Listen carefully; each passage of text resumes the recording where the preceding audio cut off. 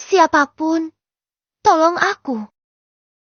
Teriakan seorang wanita memecah kesunyian malam di tengah hutan. Napasnya tersengal, langkahnya terseok menerobos gelapnya malam, hanya mengandalkan lampu senter kecil yang nyalanya mulai redup.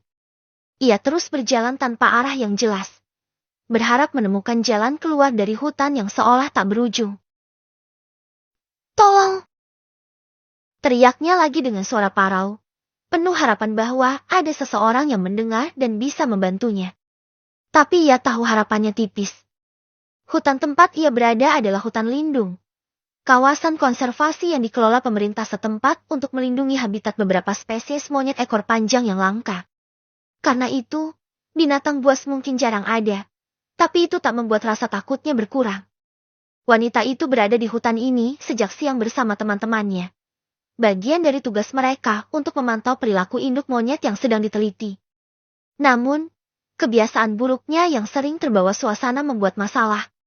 Saat teman-temannya fokus pada pengamatan, ia malah asyik bermain dengan beberapa monyet jinak yang ia temui. Waktu terus berlalu tanpa ia sadari. Ketika ia tersadar, sore sudah menjelang dan sekitarnya mulai gelap. Hah, aku ketinggalan rombongan. Gumamnya panik. Ia mencoba mencari jejak teman-temannya, tapi semua terlihat sama di tengah belantara ini. Bagaimana ini? Hari sudah gelap lagi. Hujan juga sebentar lagi turun. Aku harus kemana? Keluhnya sambil terus berjalan dengan tenaga yang tersisa. Kakinya lelah, tubuhnya basah oleh keringat dingin, dan pikirannya kalut. Ia sudah berjalan selama berjam-jam, tetapi entah bagaimana ia selalu kembali ke tempat yang sama. Langit mulai mendung, gemuruh halus terdengar dari kejauhan. Hujan sebentar lagi akan turun, dan ia semakin panik. Namun, meski rasa putus asa mulai menyelimutinya, ia tahu menyerah bukan pilihan. Kalau aku berhenti, siapa yang akan menyelamatkanku di sini? Aku harus keluar dari sini sendiri. Pikirnya, mencoba menyemangati diri. Dengan senter kecil yang nyalanya mulai berkurang, ia terus melangkah menembus kegelapan hutan. Sesekali ia mendengar suara ranting patah atau dedaunan bergemerisik, yang membuatnya semakin takut. Tetapi ia tahu, hanya dirinya sendiri yang bisa membawanya keluar dari sini. Aku tidak boleh menyerah, aku pasti bisa. Bisiknya pelan, meski tubuhnya mulai gemetar karena kelelahan dan dingin. Ya Tuhan, bagaimana kalau ada ular atau babi hutan? Hiks, gawat, aku mulai takut. Keluhnya dengan suara bergetar. Bayangan-bayangan menakutkan tentang apa yang mungkin bersembunyi di balik gelapnya hutan membuatnya semakin cemas. Suara petir yang menggelegar membuatnya tersentak.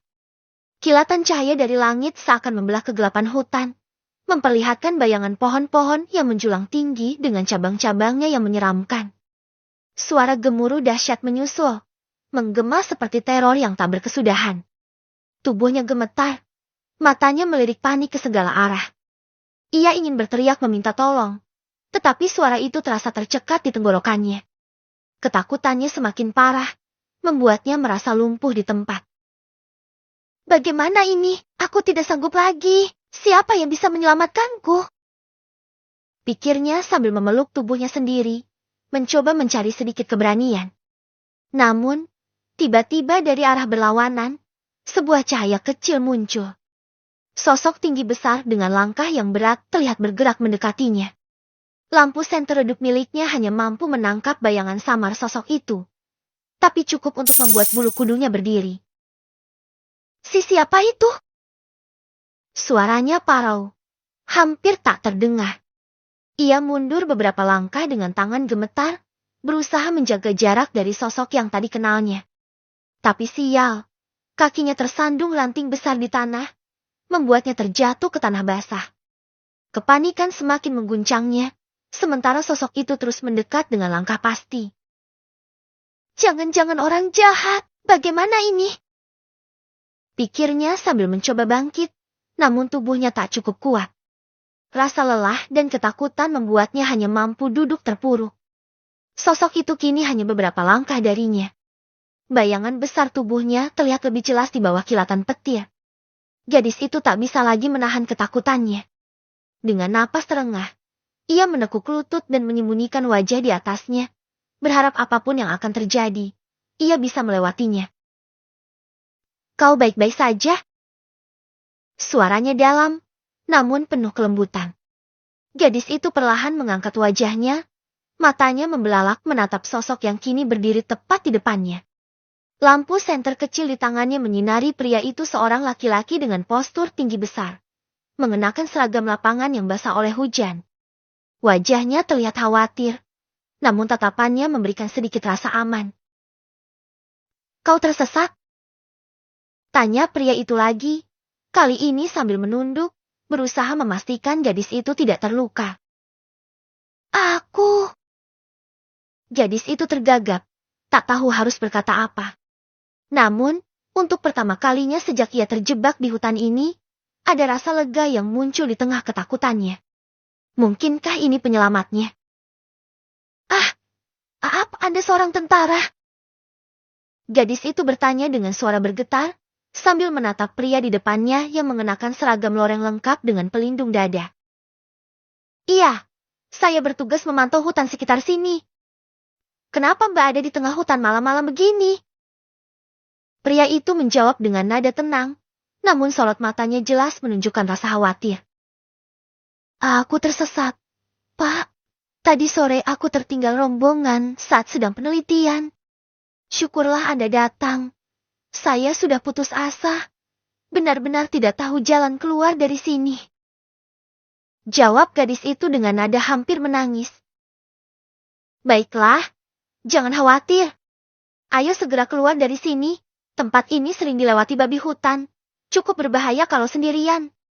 Ikuti saya. Tentara itu berkata sambil melangkah mendahului. Namun tiba-tiba ia berhenti dan kembali menghampirinya. Apa Mbak butuh bantuan untuk berjalan? Tanyanya. Nada bicaranya tegas tapi tetap ramah. Tidak, Pak. Saya bisa berdiri sendiri. Jawab gadis itu sambil berusaha bangkit meskipun tubuhnya sudah lemas. Ia melangkah pelan, mencoba menahan gemetar di kakinya. Bisa jalan cepat. Sebentar lagi hujannya bakal deras. Kata pria itu, menatap langit yang mulai gelap. Iya, saya coba. Gadis itu menjawab dengan pasrah. Meski langkah kakinya jelas tidak secepat pria di depannya yang bertubuh tinggi dan kekar. Ia berusaha keras mengikuti, meskipun napasnya mulai terengah-engah. Tak lama kemudian, hujan deras turun dengan tiba-tiba, mengguyur hutan dengan suara gemuruh air yang jatuh di atas dedaunan. Wah, sudah mulai hujan. Ayo kita berteduh dulu. Ada pondok tua di dekat sini. Ucap pria itu sambil mempercepat langkahnya. Gadis itu tak punya pilihan lain selain berlari kecil. Mencoba mengejar langkah panjang pria itu hingga akhirnya mereka tiba di sebuah pondok kecil yang tampak sudah tua dan reot. Pria itu membuka pintu kayu pondok yang terbuat dari anyaman rumbia. Masuk dulu, di sini aman. Kita tunggu sampai hujannya reda. Ucapnya sambil mempersilahkan gadis itu masuk. Gadis itu melangkah masuk dengan hati-hati. Pondok itu sederhana. Hanya ada sebuah meja kecil dan beberapa kursi kayu yang sudah usang. Dari balik cahaya redup senter pria itu, baru terlihat jelas wajahnya. Sangat tampan, dengan garis rahang tegas dan mata tajam yang seolah memancarkan rasa aman. Terima kasih, Pak. Gadis itu berkata dengan suara pelan, sambil merapikan rambutnya yang basah kuyup. Tidak perlu formal, panggil saja saya Arjuna. Ucap pria itu sambil mengulurkan tangan untuk memeras air dari ujung bajunya yang juga basah. Gadis itu mengangguk pelan. Merasa tenang meski hanya berdua saja di dalam gubuk kecil itu. Entah kenapa, keberadaan pria berseragam di hadapannya membuatnya merasa aman. Tidak ada sedikit pun rasa takut atau curiga, karena ia yakin seorang tentara pasti bisa dipercaya. Justru ia merasa bersyukur. Karena pria itulah yang membantunya keluar dari hutan yang gelap dan menakutkan ini. Keduanya duduk di dalam gubuk sederhana itu, menunggu hujan yang tampaknya belum menunjukkan tanda-tanda akan reda. Di luar, suara gemuruh hujan begitu deras, memantul di atas atap rumbia yang cukup tebal sehingga air hujan tak mampu menembusnya. Hujannya deras sekali.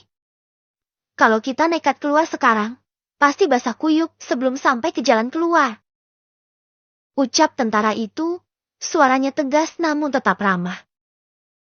Iya, Pak. Kita tunggu saja sampai hujannya reda. Biasanya kalau hujan deras begini, tidak terlalu lama berhentinya. Sahut gadis itu, mencoba memberikan saran sambil menggosok kedua telapak tangannya untuk mengusir dingin. Pria itu mengangguk setuju. Ya sudah, kalau begitu kita tunggu saja di sini dulu. Oh ya, siapa nama Mbak? Tanyanya, memecah keheningan di antara mereka. Aluna, Pak. Jawab gadis itu, tersenyum kecil meski tubuhnya masih menggigil kedinginan. Oh ya, ngomong-ngomong, kamu bilang bersama rombongan. Kegiatan apa yang kalian lakukan di sini? Tanya Mayor Arjuna, menatap Aluna dengan penuh selidik. Sejak beberapa bulan bertugas di wilayah terpencil ini bersama beberapa puluh anggotanya, ia belum pernah mendengar tentang rombongan atau tim yang datang ke sini untuk melakukan kegiatan apapun. Kami mahasiswa jurusan ekologi ilmu kehutanan yang sedang meneliti habitat asli hewan-hewan di hutan ini, Pak. Jawab Aluna dengan tenang. Tapi saat kami sedang berjalan pulang, saya singgah sebentar dan bermain dengan monyet-monyet yang sudah jinak. Lalu saya kehilangan jejak rombongan dan akhirnya tersesat. Aluna menjelaskan kronologi kejadiannya dengan jujur. Arjuna hanya mengangguk paham. Baiklah, kita tunggu saja hujan sampai reda, lalu saya antar pulang. Ucap Mayor Arjuna dengan suara tenang, memberi jaminan. Terima kasih, Pak. Jawab Aluna dengan tulus, merasa sedikit lega. Malam kelam menyelimuti sebuah desa yang terletak jauh di pedalaman hutan. Hanya pelita-pelita redup yang sesekali hampir padam diterpa angin malam, yang menerangi setiap pondok di desa itu. Di halaman salah satu pondok, terlihat beberapa pemuda-pemudi berkumpul di hadapan api unggun, bersenandung sambil memainkan gitar. Suasana malam itu tampak sunyi, namun tidak terasa mencekam, berkat kehangatan dan kebersamaan yang tercipta di antara mereka. Namun, tiba-tiba salah seorang dari mereka berseru. Aluna kemana? Pertanyaan itu sontak membuat semuanya menoleh ke arah sumber suara. Mereka pun saling menatap, mulai menyadari bahwa Aluna tidak ada di antara mereka. Mungkin ke WC kali. Salah satu dari mereka berseru. Benarkah? Aku coba cari di sana ya. Nina, temani aku ke WC. Dua orang gadis bangkit dari tempat duduk mereka dan melangkah menuju WC. Sementara itu, yang lainnya kembali melanjutkan bersenandung. Hei, guys, Aluna nggak ada di WC dan nggak ada di mana-mana. Ada yang tahu nggak? Suara panik mulai terdengar di antara mereka. Mendengar itu, suasana yang sebelumnya ceria dan penuh kehangatan langsung berubah menjadi tegang dan khawatir, karena salah satu teman mereka hilang. Apa Aluna tertinggal di hutan ya? Tanya salah satu dari mereka dengan khawatir. Apa benar begitu? Gawat dong kalau dia tersesat dan gak bisa kembali. Tambah yang lain. Aku akan kembali ke hutan dan mencarinya. Ucap salah satu dari mereka. Roni, aku ikut. Sahut teman lainnya. Aku juga ikut. Iya, aku juga ikut. Ya sudah. Siapa yang mau ikut mencari ke hutan? Silakan saja. Tapi kita jangan sampai terpisah, ya. Hutan ini memang terkesan mudah, tapi kalau malam kita nggak bisa memprediksi apa yang akan terjadi. Ayo, sebelum malam semakin larut, kita harus segera menemukan Aluna. Ujar pemimpin mereka dengan tegas. Karena hujan yang sangat deras, hanya beberapa orang yang ikut mencari, sementara yang lainnya memilih untuk menunggu. Namun, pencarian mereka malam itu tidak membuahkan hasil. Meski sudah mencari sampai tengah malam, ditambah hujan yang tak kunjung reda, mereka kesulitan mencari jalan yang mudah dilalui. Akhirnya, mereka pulang dengan tangan kosong, rasa cemas dan khawatir menguasai mereka. Malam itu, banyak dari mereka yang tidak bisa tidur nyenyak, memikirkan nasib Aluna yang kini berada di tengah hutan. Pagi harinya, sekitar pukul 5 subuh, dua orang tampak sedang memungut dahan dan ranting kayu, lalu menyusunnya dan membawanya di punggung. Sang wanita membawa susunan kayu itu di atas kepalanya. Hari masih gelap ketika mereka berjalan menuju sebuah gubuk yang ada di sekitar hutan. Ya sudah, kita ambil peralatan di pondok kayu dulu. Ya, ujar pria itu sambil melangkah menuju gubuk. Sesampainya di gubuk, pria itu meletakkan kayu yang dibawanya dan melangkah menghampiri pintu. Kemudian membuka pintu dengan hati-hati. Karena masih gelap, ia menyalakan senter dan mulai mencari sesuatu di dalam. Namun, alangkah terkejutnya mereka ketika menemukan dua sosok, pria dan wanita, tidur dengan posisi saling berpelukan, beralaskan jerami. Astaga, apa-apaan ini?